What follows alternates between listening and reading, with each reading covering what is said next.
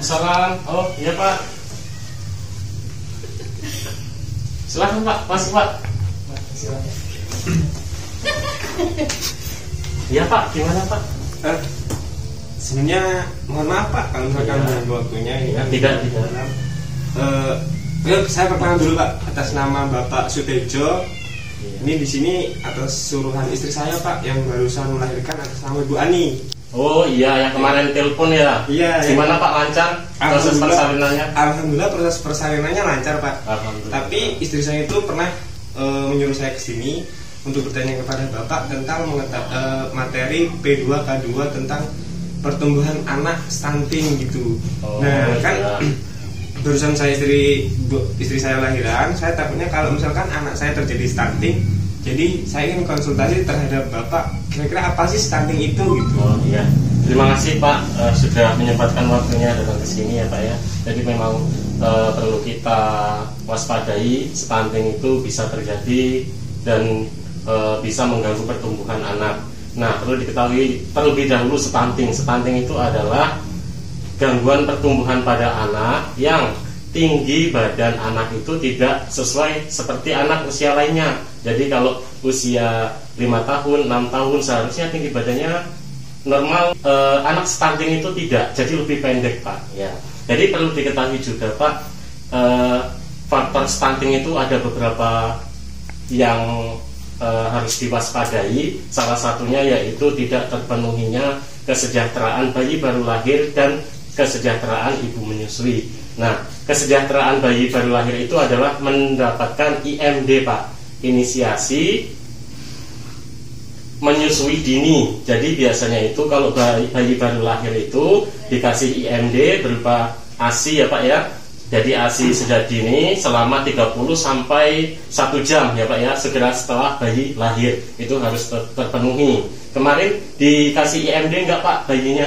Alhamdulillah dikasih ya Pak ya. Baik, terima kasih, bagus sekali Pak. Sebenarnya kesejahteraan itu di antara bayi yang baru lahir dan ibu menyusui itu harus segera dipenuhi ya Pak ya, harus terpenuhi. Nah Bapak juga harus tahu nih kesejahteraan ibu menyusui apa saja. Yang pertama yaitu pemenuhan gizi ibu menyusui Pak. Ibu menyusui itu kan ASI-nya diberikan pada anak ya Pak ya, jangan sampai gizinya itu kurang. Jadi ASI yang diberikan kepada anak juga akan maksimal kalau gizi ibu hamil ini atau ibu menyusui setelah melahirkan itu terpenuhi, maka maksimal ASI, pemberian ASI-nya, nutrisinya di dalamnya komplit ya Pak ya. Kemudian yang kedua Pak, ibu menyusui juga harus tahu tentang pengetahuan ASI Pak. ASI itu penting. ASI adalah makanan bayi yang paling baik, yang paling bagus ya Pak ya. Jadi yang lainnya itu nanti ketika sudah mendapatkan makanan pendamping ASI baru boleh dikasih makanan pendamping ASI. Tapi ketika anak usia 0 sampai 2 tahun itu ASI eksklusif saja Pak ya Pak ya. Jadi diberikan ASI. Yang ketiga Pak, itu memberikan ASI, ibu hamil itu harus bahagia Pak. Jadi nggak boleh ibu hamil atau ibu yang sudah menyusui ya Pak ya, ibu menyusui itu harus bahagia, nggak boleh stres. Jadi Bapak harus senantiasa mendampingi ibu menyusui, dikasih perhatian, kasih sayang. Jadi jangan sampai ibunya stres, nanti takutnya mengganggu kelancaran pemberian ASI-nya ya Pak ya. Kemudian yang terakhir Pak, memastikan terjadi interaksi emosional antara ibu menyusui dan anak ya Pak ya. Jadi bayi dan ibunya harus terjadi interaksi dan ikatan emosional Pak ya. Itu adalah kesejahteraan ibu menyusui. Ada lagi Pak, sudah paham atau belum tentang kesejahteraan bayi dan kesejahteraan ibu menyusui?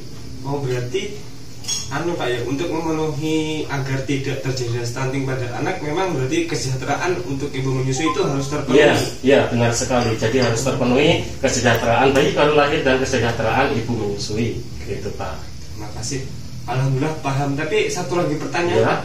Kira-kira kalau kita mau berkonsultasi itu terhadap siapa Pak? Kepada Bapak atau mungkin ada pihak yang lebih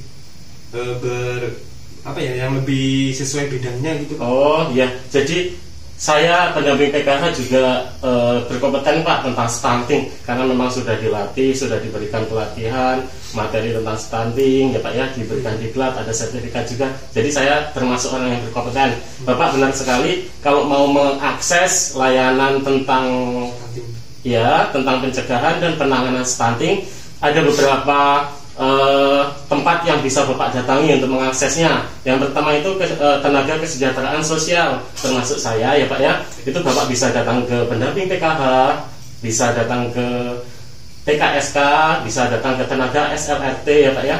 Jadi ada di sekitar kita semua. Kemudian Bapak bisa mengakses pengetahuan tentang stunting itu di posyandu, ibunya ya ditemani posyandunya. Kemudian bisa di puskesmas, bisa di dinas sosial ya Pak ya. Jadi banyak sekali layanan tentang pencegahan dan penanganan stunting yang bisa kita rujuk di sini ya Pak ya. Bisa kita akses semuanya. Alhamdulillah sudah sangat mudah itu Pak. Ada lagi Pak?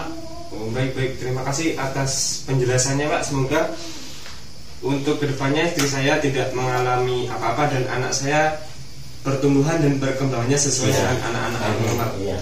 Jadi Pak, stimulasi itu harus tetap diberikan ya Pak ya. Jadi ada rentetannya nanti anak usia 0 sampai dengan 6 bulan, anak usia 1 tahun sampai 2 tahun, anak usia seterusnya. Nanti kita harus memberikan stimulasi. Stimulasi itu diberikan untuk merangsang sel-sel otaknya agar tumbuh kembangnya maksimal ya Pak ya. Jadi kita harus mencegah, dan kalau seandainya sudah ada anak yang mengalami stunting, kita tetap harus memberikan stimulasi ya Pak ya. Itu untuk perkembangan dan pertumbuhannya agar lebih optimal.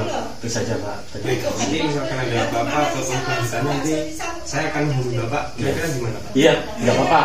Saya siap Pak. Nomor saya sudah ada di Bu Ani. Boleh kapanpun boleh telepon saya ya Pak ya. Oke, baik. Ya. Terima kasih Pak. Iya, sama-sama. Dan berhubung waktunya sudah malam, saya izin pulang. Iya.